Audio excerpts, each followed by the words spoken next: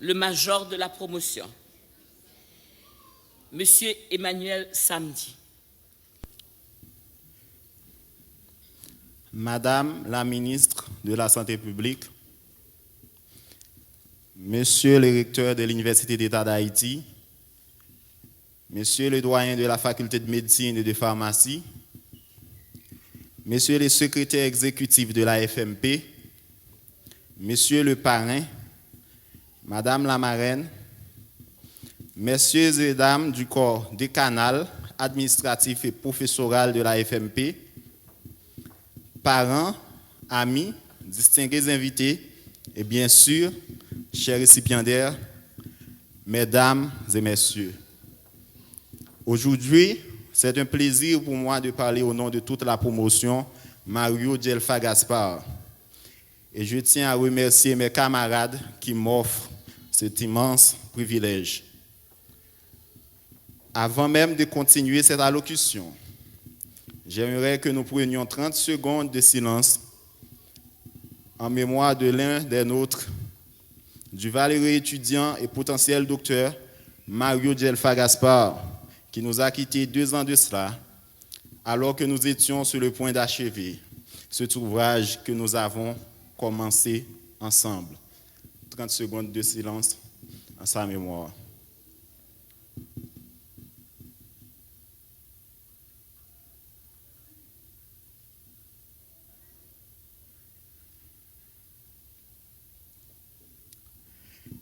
Il est parti sans que nous ayons écrit les plus belles pages de cette histoire. Permettez-moi de vous dire, chers récipiendaires, qu'à travers nous, Gaspard est vivant. Et le plus grand hommage que nous puissions lui rendre, c'est d'exercer cette noble profession avec la rigueur, la discipline et l'honneur qu'il a fait montre de son vivant. Nous sommes les gardiens de sa mémoire, de la flamme qu'il allumait et du rêve qu'il souhaitait accomplir. À travers nous, il accomplit ce rêve aujourd'hui. Comme sa mort nous a diminué, notre accomplissement a grandi sa mémoire. Je ne vais pas donner un discours classique de cérémonie de graduation, je vais au contraire vous entretenir sur les pas que nous avons faits pour nous rendre jusqu'ici et les étapes qu'il nous reste à franchir pour nous élever à la meilleure version de nous-mêmes pour notre Haïti. Une anecdote raconte qu'un homme devait se rendre à Athènes et ignorait le chemin. Mais il a trouvé un sage sur la route, lui demandant quelle direction prendre pour atteindre la ville d'Athènes. Le sage lui a répondu en ces termes: « Je ne connais pas l'itinéraire, mais c'est sûr que vous atteindrez Athènes si vous vous assurez que chaque pas que vous faites aille dans la direction de cette ville. » Eh bien, 7 ans de cela, nous avons terminé notre étude classique. Comme ce riverain, comme ce passager, nous avions la tête bourrée de questions. Quelle carrière choisir?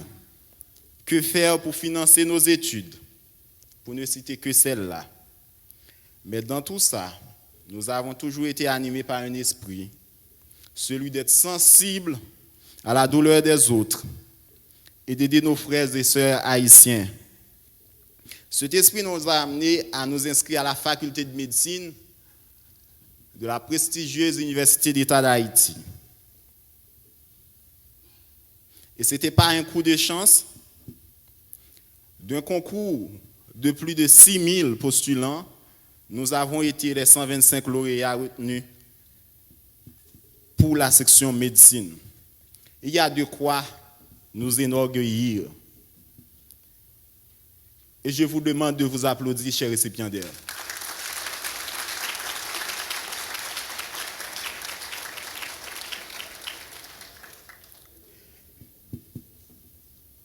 Comme notre conversation d'aujourd'hui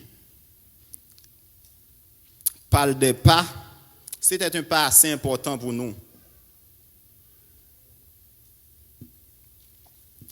Mais nous ne nous sommes pas restés à contempler cette prouesse.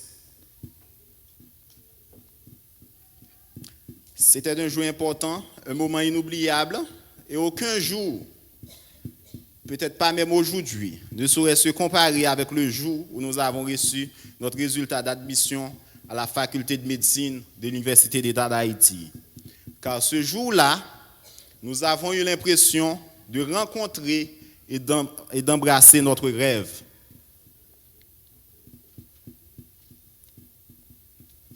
Comme disait l'autre, si vous êtes encore fiers de ce que vous avez accompli hier, c'est qu'aujourd'hui, vous n'accomplissez pas grand-chose.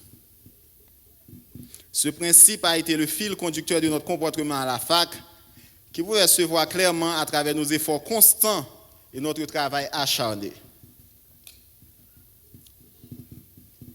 Un petit rappel, considérant le contexte de notre admission et le tournant que le décanat de la faculté de médecine a pris en 2012, cette promotion présente bien des particularités comparées aux promotions précédentes. Et permettez-moi d'en citer quelques-unes. Nous sommes la première promotion où on a recruté 125 étudiants au lieu de 100 étudiants en médecine. Nous sommes également la première promotion à subir les changements profonds du curriculum de la faculté de médecine par l'ajout des cours de sciences humaines et sociales.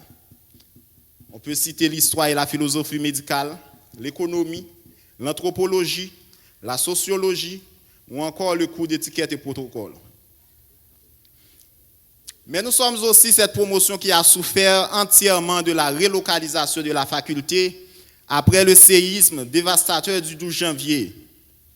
Dieu merci, nous avons un nouveau local flambant neuf grâce au dévouement de notre décanat et ses nobles démarches auprès de l'État haïtien et des bailleurs étrangers. Je vous demande d'applaudir le décanat de la faculté de médecine.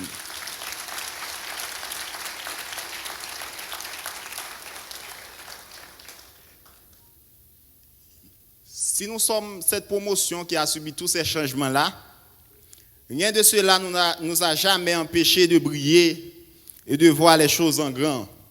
Oui, chers amis, nous avons toujours vu les choses en grand. Et cette cérémonie de graduation en est une démonstration sans équivoque. Nous avons fait de notre mieux pour faire de cette faculté de médecine une meilleure place.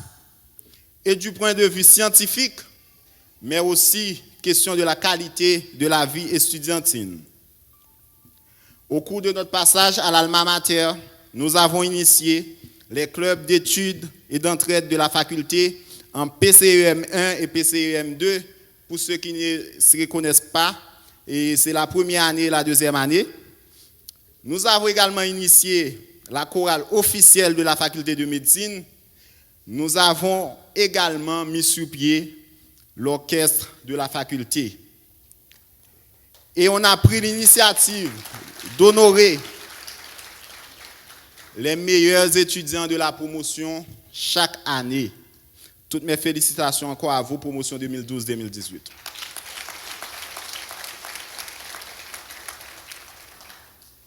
Après cette douche de félicitations, je dois rappeler à l'assistance que tout n'était pas toujours en rose. Cette couleur qui symbolise le plaisir, l'exhibition et la débauche dans notre pays. Des jours noirs se sont également montrés.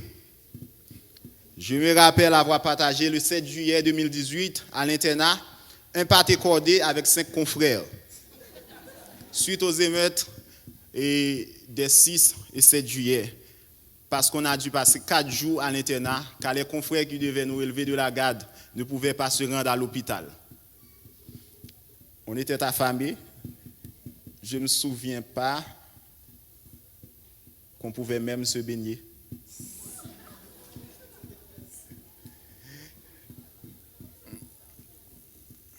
C'est vrai. Oui, des jours noirs se sont montrés. Ces jours et ces semaines qui demandent une concentration telle qu'on devait se passer de la petite amie, des parents ou encore du souper. L'abnégation et l'esprit de sacrifice sont les termes les plus appropriés pour décrire cette situation. Mais il est évident, à partir d'aujourd'hui, personne ne va s'ennuyer des examens. N'est-ce pas? On ne va plus entendre docteur Antoine à nous dire étudiants veuillez entrer dans les salles d'examen. On ne va plus entendre docteur Antoine à nous dire il vous manque 5 minutes. Et à ce moment précis, n'importe quelle chose peut arriver, même une éjaculation. Comme disait Newton de Baker, l'homme diplômé aujourd'hui et qui arrête son apprentissage est l'inculte de demain. Notre vie doit être une vie d'apprentissage, car faire la médecine, c'est accepter d'ouvrir un livre et de la garder ouverte jusqu'à sa mort. Visez les objectifs au lieu d'une carrière. Que vos objectifs forment votre carrière et non l'inverse. Sur le marché du travail, ce sera féroce.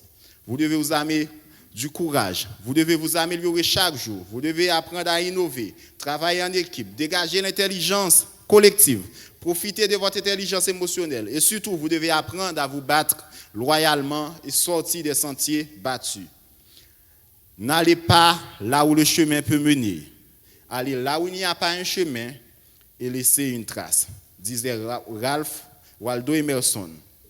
Ne vous laissez pas rattraper par la routine qui asphyxie l'imagination et qui étouffe l'avenir, mais partez à l'assaut. Exigez plus de vous-même et des personnes de votre entourage. Je vous assure, les résultats seront magiques.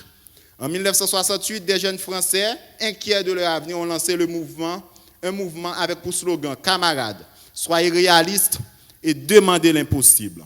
Oui, seule une génération de jeunes qui demandent l'impossible parviendra à guérir ce pays du mal dont il est atteint.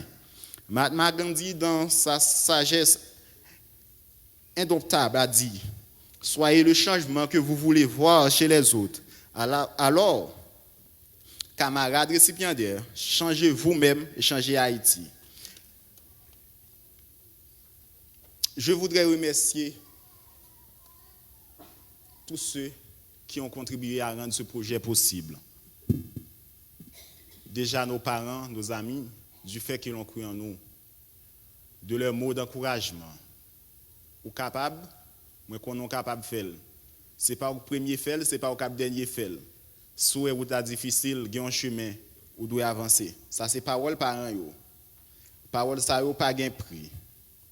Je voudrais remercier le corps décanal, professoral et administratif de la FMP de leur travail acharné à maintenir la formation médicale de l'Université d'État d'Haïti au premier rang du pays.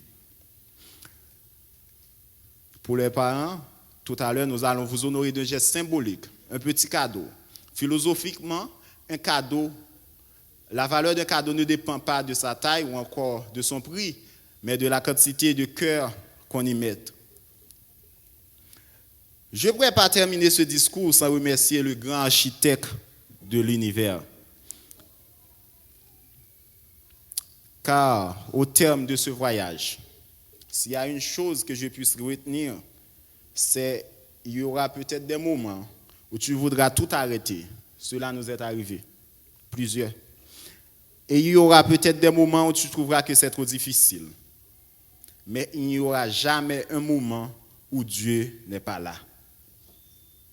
Chers récipiendaires, que vous choisissiez la voie des études supérieures immédiates ou celle du marché du travail, du succès à nous tous. Maintenez le standard et rappelez-vous que vous êtes des ambassadeurs de l'Alma Mater. Je sais que ce ne sera pas toujours facile et je vous dis, cela n'a jamais été facile. Tous les gens qui ont réussi ont été motivés par des objectifs supérieurs, déterminés à les atteindre malgré les écueils et renoncements nécessaires. Si c'était facile, il n'y aurait pas un docteur Colimo. Si c'était facile, il n'y aurait pas un docteur Surena. Si c'était facile, il n'y aurait pas un docteur Philippe Charles, un docteur Exis. Si c'était facile, il n'y aurait pas un docteur Cadet. Et je vous le dis, si c'était facile, il n'y aurait pas un docteur Laroche, notre marraine. Et si c'était facile, il n'y aurait pas un docteur Réginald Boulos. Vive l'Alma Mater, vive Haïti, vive Alma Mater, vive Haïti. Aidez-moi à répéter, vive l'Alma Mater et vive Haïti. Haïti. Bonne fin de cérémonie à vous tous. Merci. Ce discours que nous venons d'entendre, ce n'est pas un discours simple, pas vrai? Vous applaudissez pour ça? C'est un vrai discours politique.